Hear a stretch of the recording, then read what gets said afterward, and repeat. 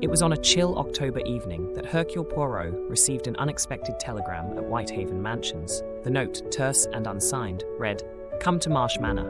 A death, not a tragedy. A glove, not a clue. E."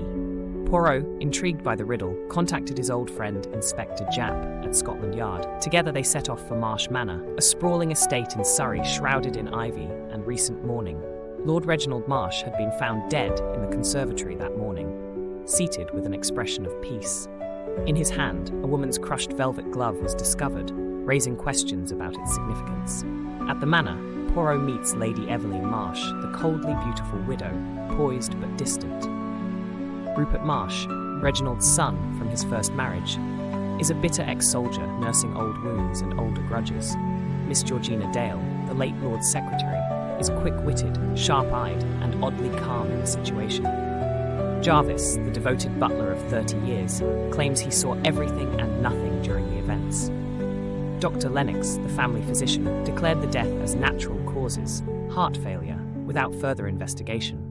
Poirot inspects the body and finds no sign of trauma or poison detected. Only the glove remains. The glove is left-hand, wine-coloured, embroidered with a barely legible G. It does not match Lady Marsh's size. It is also not Georgina Dale's style, who wears only practical grey kid gloves, leaving everyone puzzled. The will is read, "The bulk of the estate goes to Lady Marsh, with provisions for Rupert and Miss Dale."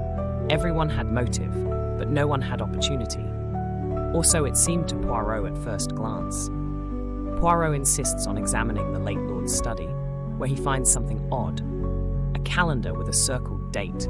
October 14th is circled, the day before his death, with the word Georgette written beneath it. The name means nothing to the household until Jarvis confesses about the late Lord's former lover.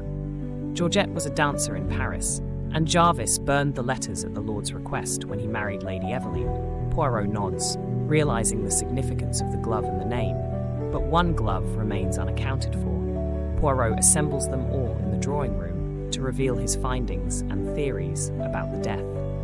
He explains that this was not murder in the traditional sense, but murder by manipulation and emotional cruelty. The glove, the name, and the date were symbols chosen carefully by the victim himself, orchestrating his death.